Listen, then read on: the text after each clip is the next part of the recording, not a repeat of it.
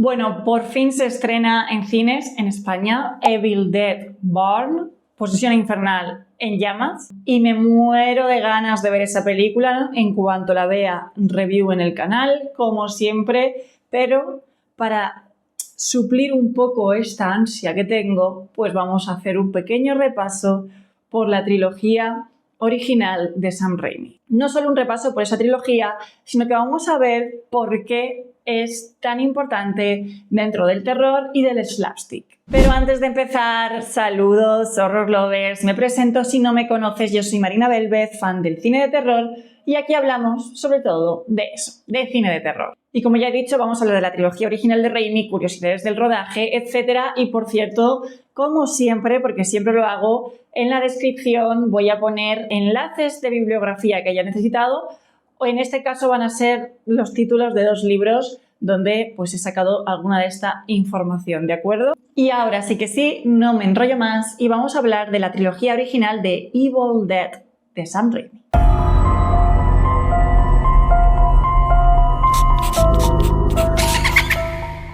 Como es habitual, he organizado el vídeo en bloques, en capítulos, etc. Así que vamos a empezar con el nacimiento de un fenómeno.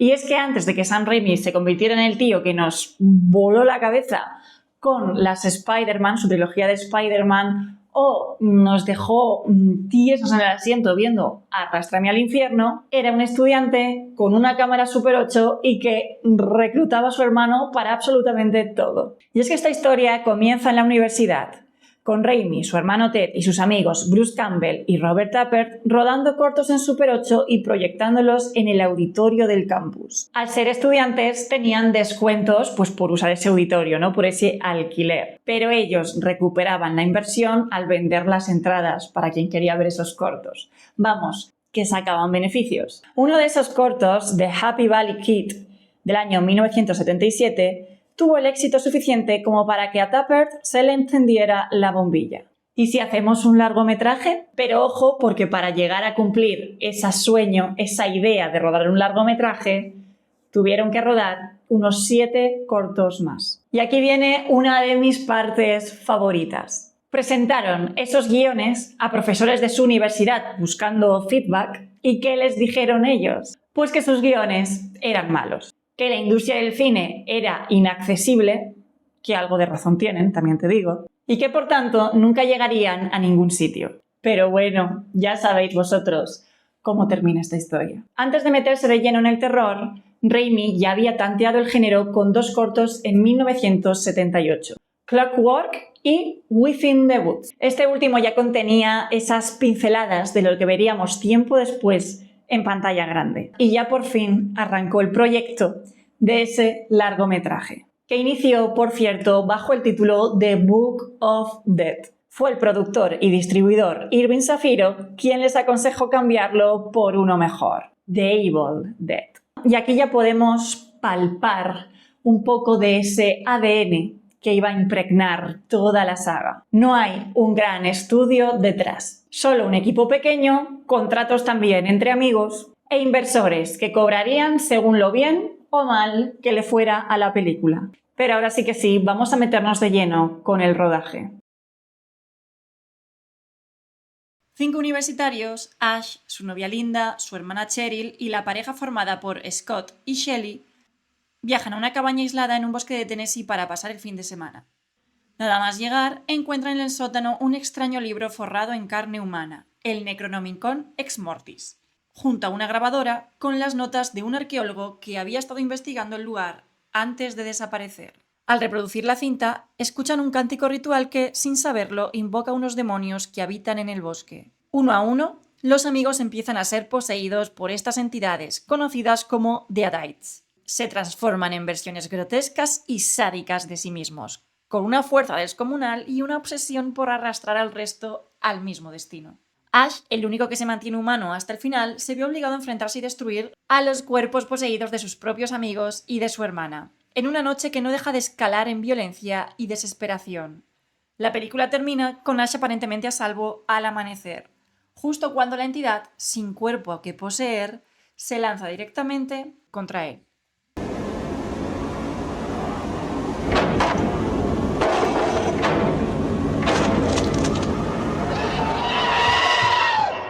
Si el equipo hubiese sido realmente consciente de en qué se estaban metiendo, probablemente se habrían dado la vuelta antes de comenzar. Sam Raimi tenía apenas 21 años cuando se adentró con el equipo en el bosque de Morristown, Tennessee, con una cámara de 16 milímetros y un presupuesto de $375.000. Lo primero que tuvieron que hacer al llegar fue arreglar ellos mismos la cabaña donde iban a rodar. Estaba abandonada, rodeada de estiércol y de maleza. Y por supuesto, esto conllevaba a que no tenían ni calefacción, ni baños, ni agua corriente. Pasaron las noches durmiendo allí tirados. Y ni qué decir que no había una asistencia médica cerca. Ni que se lo hubieran llevado a algún supervisor. Lo cual es irónico porque prácticamente casi todo el equipo acabó con alguna herida o cicatriz real. Y es que se dejaron la piel de forma prácticamente literal. Al no tener cristales falsos, rompían ventanas de verdad. Y cuando veis a la protagonista corriendo descalza por el bosque de noche,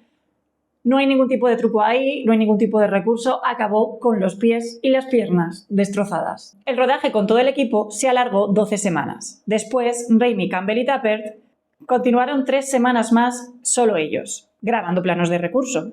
Y en distintas sesiones sueltas grabaron con familiares haciendo de dobles.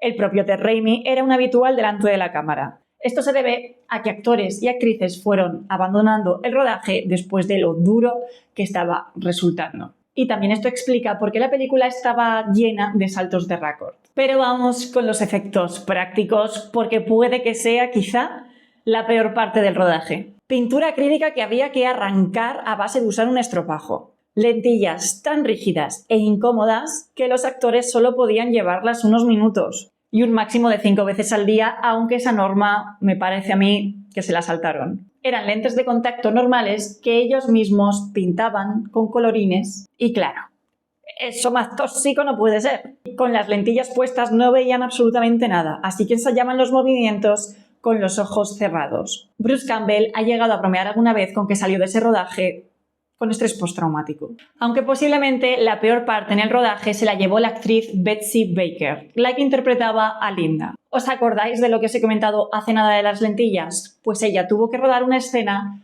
prácticamente ciega. La famosa escena donde ataca a Bruce Campbell con una daga, no veía nada.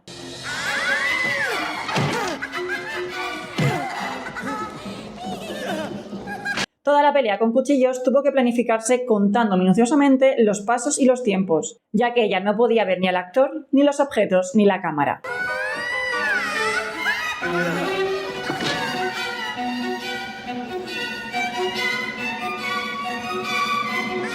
Y para las máscaras, ¿qué hacían? Tom Sullivan, el encargado del maquillaje y los efectos artesanales, tuvo que hacer un molde de yeso de París sobre la cara de Betsy para diseñar su prótesis de látex. ¿Qué pasa con esto? El yeso de París genera altas temperaturas químicas al endurecerse. Y, por supuesto, el equipo no tomó las suficientes precauciones para realizar esta práctica sobre la piel de alguien. La mezcla comenzó a calentarse demasiado en su rostro. Como no podía hablar, Betsy tuvo que escribir en un papel que se estaba mareando por el calor sofocante. La consecuencia de esto, pues que a la hora de quitarle el yeso de la cara, le arrancaron las pestañas, se quedó sin pestañas y con quemaduras en el rostro. La verdad, creo que no le pagaron lo suficiente por interpretar el papel de Linda, porque todo lo que se llevó de regalo esta mujer no es moco de pavo, no. Y para rematar el tema del maquillaje, hasta la sangre daba problemas. Con el frío, la mezcla de sirope de maíz se solidificaba formando una costra dura. Y al final del día, los actores y actrices tenían que quitársela de la piel arrancándose vello corporal o usando agua hirviendo. Y ahora, un detalle curioso de la producción. La cabaña real no tenía sótano. Esos planos del interior se rodaron en la granja de los tíos de Robert Tappert, decorada con huesos y calabazas. Un pequeño homenaje a la matanza de Texas. Y si os fijáis, también hay un póster medio roto de Las colinas tienen ojos, la de Wes Craven, y el coche, el mítico Oldsmobile Delta 88 que veis en pantalla, era del padre de Sam Raimi. Se convirtió en un fetiche tan grande que reapareció como el coche de Ash en el resto de la saga, e incluso hizo cameo en Spider-Man. Premonición y arrástrame al infierno.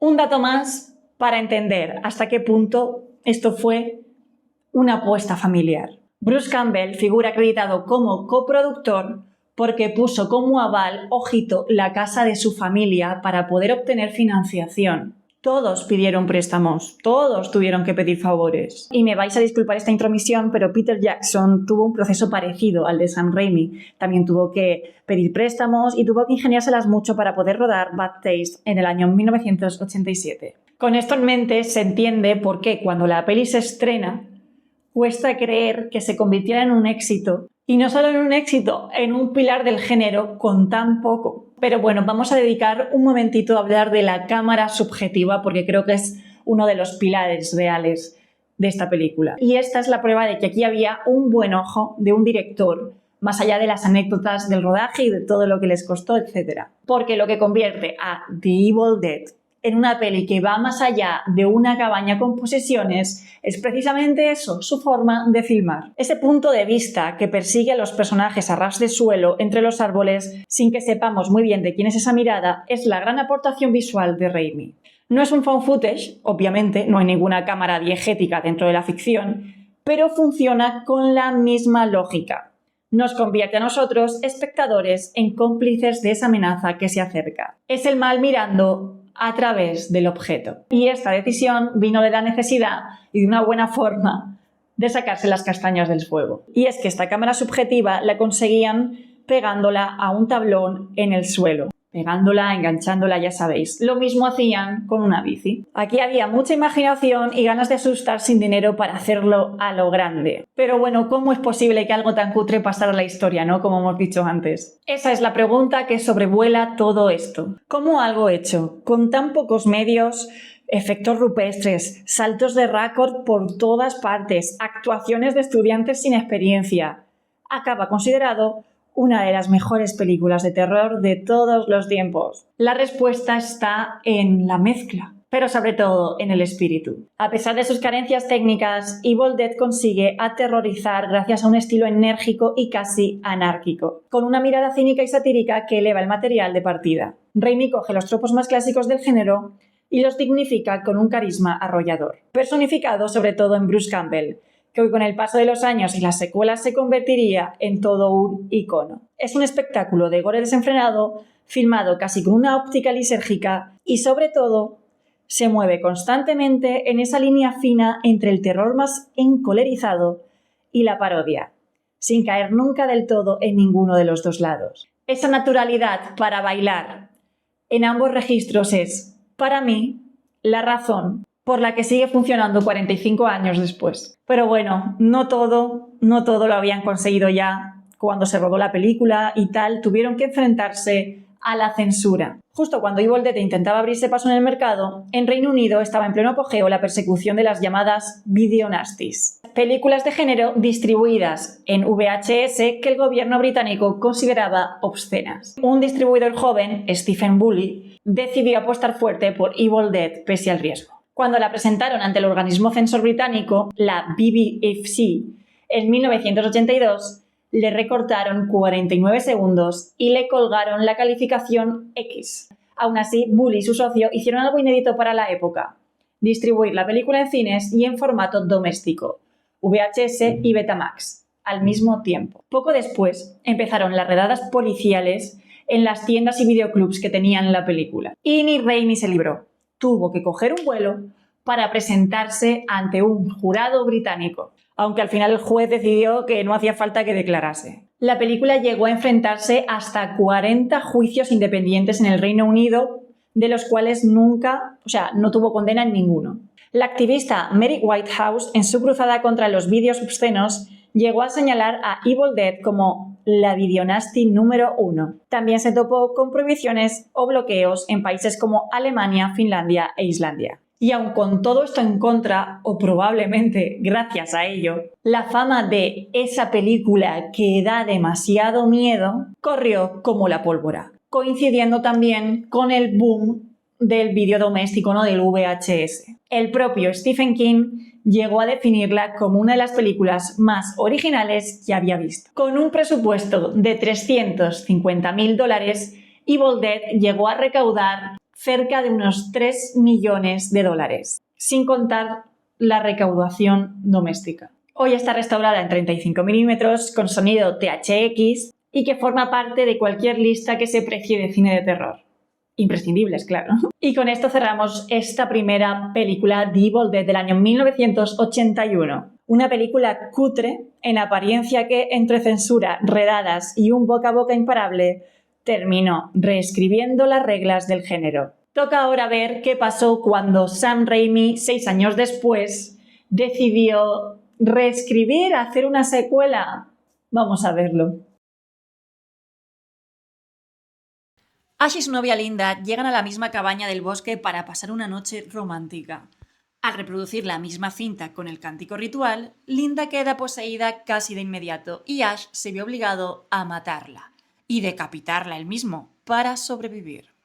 Solo, aterrorizado y atrapado en la cabaña, Ash pasa una noche entera siendo acosado por los Deadites, quienes, en un momento dado, poseen incluso su propia mano derecha, obligándole a amputársela con una motosierra para salvarse. Al día siguiente llega un grupo nuevo de personajes, la hija del arqueólogo original, Annie, junto a su compañero de investigación y una pareja de lugareños que hacen de guías. Cuando descubren las páginas que faltan del Necronomicon, con el conjuro necesario para cerrar el portal entre dimensiones, la noche vuelve a llenarse de posesiones, muertes y un Ash cada vez más resuelto a plantar batalla. Ahora con una motosierra acoplada al brazo amputado y una escopeta recortada como el arma principal. La película termina con Ash pronunciando el conjuro correcto para cerrar el portal justo cuando es absorbido por un vórtice temporal que lo lanza a una época completamente distinta, la Edad Media.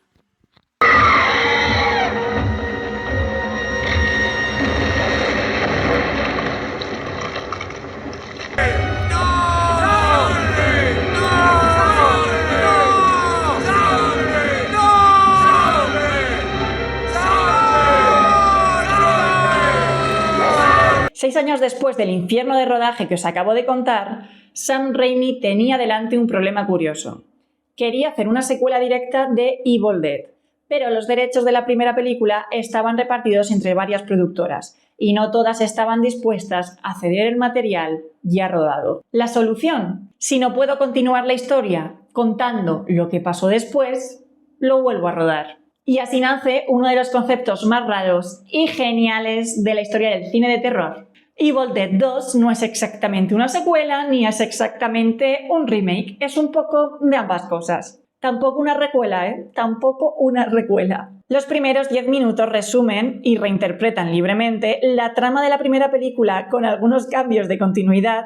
Aquí Ash va solo a la cabaña con su novia, no con un grupo de amigos. A partir de ahí la historia continúa pues hacia otro lugar. Debo decir que cuando vi por primera vez esta película no entendía nada, no entendía por qué empezaba así y no tenía sentido, porque no era lo mismo que había pasado y tal, pero bueno, con el paso del tiempo, conforme vas aprendiendo las cosas de los rodajes, vas valorando más precisamente estas películas, ¿no? Por todas las adversidades que tuvieron y cómo se pudieron sacar las castañas del fuego. Pero bueno, ya hablaremos de esto un poquito en la parte final del vídeo. Ahora vamos a ceñirnos a los hechos. Y vamos con el nacimiento, creo, del slapstick horror. Si en la primera película el humor era más una consecuencia del bajo presupuesto que una intención clara, aquí Raimi decide ir a por todas. Mezcla el gore explícito con un slapstick que recuerda directamente a Los Tres Chiflados. Es la pieza que termina de definir el tono terror-comedia que hoy asociamos automáticamente con la marca Evil Dead. Eso se nota sobre todo en cómo Raimi filma la violencia. Cada muerte y cada persecución tiene un timing casi de comedia. La cámara sigue siendo frenética, heredera directa de esa cámara subjetiva de la que hablábamos en el capítulo anterior, pero ahora al servicio de gags visuales, no solo del terror puro. Hola, cariño.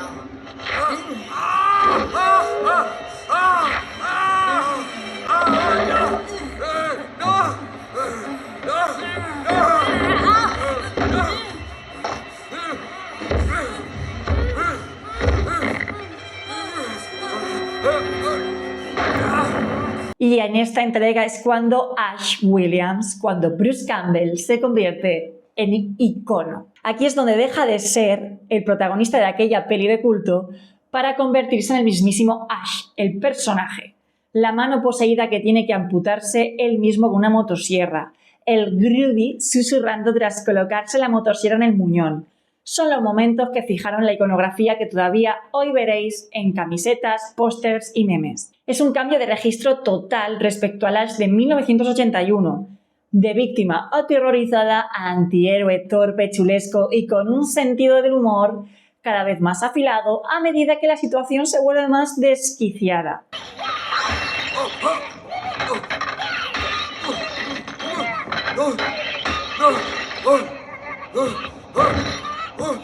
Y hay algo todavía muy importante de esta peli y es que es la más influyente de las tres. Pese a todo lo que hemos contado de la primera entrega, esta lo es más. Y es que si tuviera que señalar una sola película de la trilogía que más ha marcado el humor negro del género de terror actual, sería esta.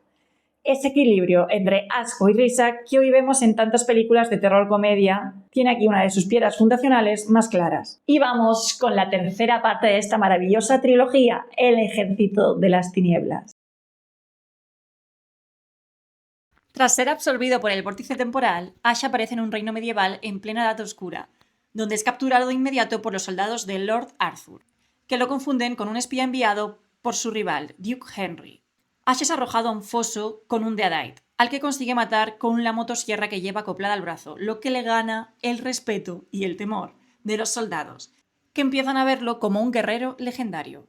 Un sabio anciano identifica a Ash como el elegido de una profecía y le explica que solo él puede recuperar el Necronomicon de un cementerio cercano y pronunciar las palabras correctas para poder regresar a su época.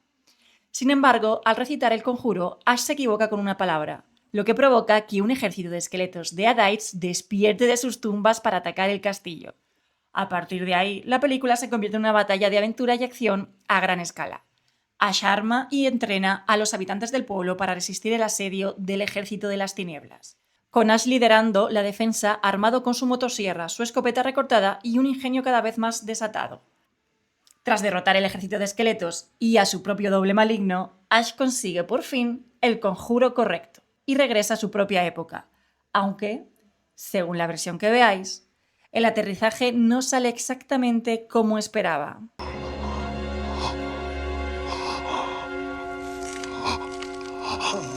Y es que aquí es donde la saga da el salto que todavía hoy sigue divirtiendo al fandom, de la cabaña en el bosque a la Edad Media. Army of Darkness recoge a Ash justo donde lo dejamos, absorbido por un vórtice temporal al final de Evil Dead 2, y lo lanza directamente a un reino medieval poblado de esqueletos, caballeros y un Ash, vamos, la versión hablada de sí mismo para cualquiera que haya visto la peli, que se multiplica por decenas hacia el final. Ya no estamos ante una película de terror con bastante comedia. Esto es una aventura medieval con comedia y con toques de acción, terror, todo.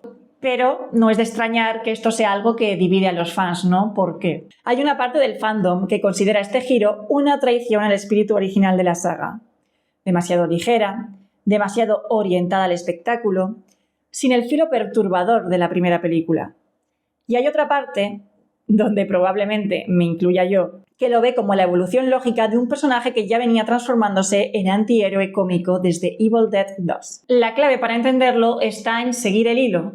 Si en la primera película Ash es una víctima aterrorizada y en la segunda se convierte en un superviviente chulesco a base de motosierra y groovy, Army of Darkness simplemente lleva esa evolución hasta sus últimas consecuencias. Es Ash convertido en héroe de acción de serie B, con diálogos ingeniosos y set pieces cada vez más desmesuradas. Pero por supuesto aquí tuvo que haber problemas con el estudio y un final alternativo. Hay una mosca por aquí volando, Dios mío. Esta entrega también viene con su propia leyenda de rodaje. Raimi tuvo enfrentamientos con el estudio sobre el tono y sobre todo sobre el final. Existen dos desenlaces distintos según la versión que veáis. Uno es más apocalíptico, con Ash despertando en un mundo posapocalíptico tras tomarse mal una dosis de la poción del sueño. Y otro más ligero, con Ash de vuelta en su tienda de trabajo, feliz de haber vuelto a casa.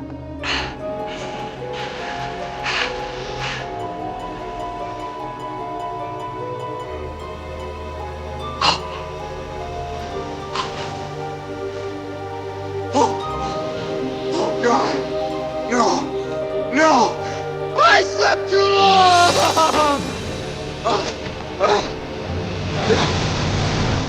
El estudio prefería el final feliz por miedo a que el otro no fuera tan aceptado para el público general. Esta tensión entre lo que Raimi quería contar y lo que el estudio consideraba vendible también explica en parte por qué la película, pese a su presupuesto más alto que las anteriores, tuvo un recorrido comercial más discreto en su estreno, para después ganar el estatus de película de culto que tiene hoy. Con Army of Darkness se cierra una trilogía icónica y un arco perfecto de 3 actos: terror puro y precario, comedia con gore y un espectáculo de acción y aventura medieval. 3 películas, 3 géneros distintos y un mismo protagonista evolucionando de víctima a leyenda. Pocas trilogías de terror, o trilogías en general, pueden presumir de una transformación tan radical sin perder su identidad ni su esencia. Pero vamos a ver por qué esta trilogía, a día de hoy, continúa siendo un éxito. Y cerramos el círculo hablando un poquito de la actualidad. Como he dicho al principio del vídeo, esta semana se estrena en cines en España Posesión Infernal, En Llamas, Evil Dead, In Burn. No sé cuándo decir los títulos, si en español, en inglés o qué. He estado diciendo Evil Dead, pero bueno, que Posesión Infernal es la traducción icónica que llegó aquí. El caso es que se estrena la 6ª entrega de una saga que comenzó con $350.000 de presupuesto y muy poquitos recursos. Y creo que no perdemos nada por identificar, rastrear qué es lo que se ha perdido, pero también se ha ganado con estas nuevas películas. El remake del año 2013, dirigido por Fede Álvarez, cambia totalmente el tono. Aquí ya no hay comedia, deciden ir más al terror visceral con corte dramático de fondo. Esto a muchos fans obviamente también molestó, igual que puede molestar ese ejercicio de las tinieblas, como les va a molestar esto, ¿no?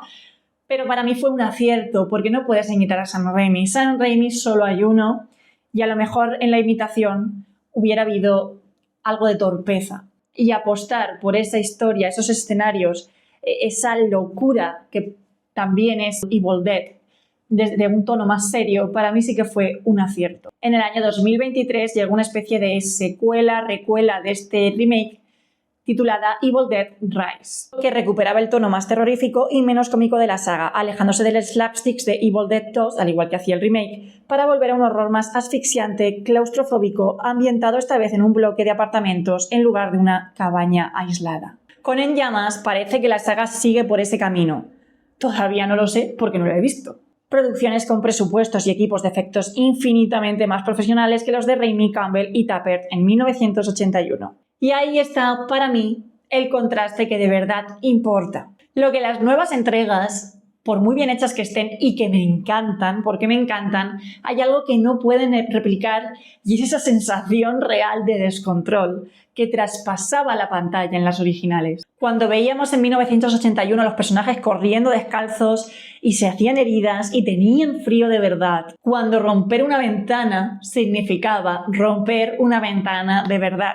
Había una textura, una imperfección genuina que no se puede replicar. Y ojo, no quiero tampoco romantizar la precariedad a la hora de tener que rodar una película, pero también es de admirar hasta dónde fueron capaces de llegar para cumplir un objetivo y un sueño, coño, que era rodar Evil Dead. Y no es nostalgia barata, aunque por alguna razón me estoy emocionando hablando de esto. Y yo no soy tan fan de esta saga, o sea, me encanta, pero no es mi saga favorita, quiero decir. Y aún así me estoy emocionando hablando de esto. No quiero imaginar cuando hable de mi novio, de Chucky. Otro tema. Eso, no es nostalgia barata. Es que el terror artesanal, hecho con uñas y dientes, tiene una honestidad que se nota en pantalla. Las nuevas entregas pueden darnos más miedo y ser más resultonas en el sentido técnico. Mejores efectos, mejor sonido, mejor fotografía, mejor todo en ese sentido. Pero la trilogía original tiene algo que nada de eso puede imitar. La sensación de que lo que estás viendo casi acaba con la salud mental como poco de los actores que estaban ahí. Pero me da igual, porque vamos a ver En Llamas y lo vamos a disfrutar mucho. En fin, gente, como digo, esta es una trilogía icónica, es una trilogía que yo empecé a valorar más cuando entendí todo lo que había detrás, siendo súper icónicas. Terroríficamente Muertos es un pilar súper importante y es una película que me encanta y tiene momentos súper divertidos y y que me vuelvo a ellos, porque también esos maquillajes de la época me producen una satisfacción que ya no consigo con otras películas, pero no porque estén mejor o peor tampoco, simplemente son sensaciones distintas a las que una persona le gusta volver. Así que nada, con muchísimas ganas de ver En Llamas. Eso vamos por descontado. En cuanto la vea, subo la review, la subo lo más pronto que pueda, como siempre. Y nada, deciros también que la trilogía de Evil Dead, estas que hemos hablado, están disponibles en plataformas, pero cada una en un sitio distinto. The Evil Dead estaba en Filmin y creo que en Planet Horror. Terroríficamente Muertos está en Shadows. Y El Ejército de las Tinieblas en MGM+. Bueno, no sé cómo se dice, es uno de los canales de Prime Video. Creo que todas luego están en alquiler en Prime, en Apple y esas cosas. Y ahora lo verdaderamente importante. De las 3 películas, ¿cuál es vuestra favorita? Me interesa saberlo. La mía es Terroríficamente Muertos, de calle, ¿eh? De calle. De hecho, creo que la que menos me gusta es la original, pero porque no la entendí en su día, no la entendí cuando la vi.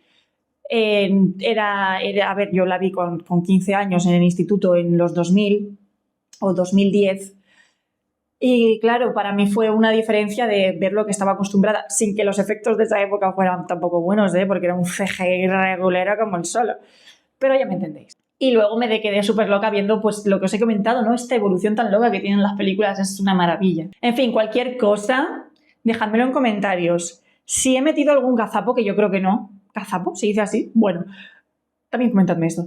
Me lo decís. Se admiten cualquier correcciones. Vuelvo a decir que voy a dejar los títulos de los libros y los autores escritos en la descripción. Toda esa información va a estar ahí. Y aparte os voy a dejar el acceso a la web que veis en pantalla, que yo no la conocía, la he descubierto en el proceso de edición. Me ha salvado un montón de imágenes que las he sacado de ahí. Es una maravilla. Si sois fans de la saga y no la conocíais, os va a flipar.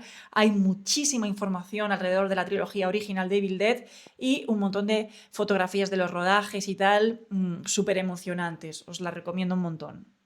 Y, por supuesto, si esta es la primera vez que ves un vídeo mío, que llegas a este canal, suscríbete, hombre, que es gratis. Y yo traigo contenido guay, a veces más elaborado, otras veces no tanto, más opinión, menos opinión, pero siempre cine de terror, que es lo que nos gusta. También te recuerdo que estoy en otras plataformas, Instagram, Twitter, esas cosas. Me podéis encontrar ahí y ver pues más vídeos cortos, que aquí no subo tantos, ya sabéis. Y también si habéis llegado a este vídeo porque ya habéis visto En Llamas, pues contadme qué os ha parecido y pasaros por el vídeo que haga en el canal. Y por cierto, dale like, comenta, todas esas cosas y ahora también podéis hypear los vídeos, gente, ya se puede hypear aquí, así que bueno, me gustaría que hypearas este vídeo porque creo que me he metido un curry, me duele la garganta ya de hablar, que llevo más de una hora dando la maldita chapa. Y ahora sí que sí, muchísimas gracias por ver este vídeo, os mando un abrazo muy fuerte, nos vemos en el próximo. Chao, chao, chao.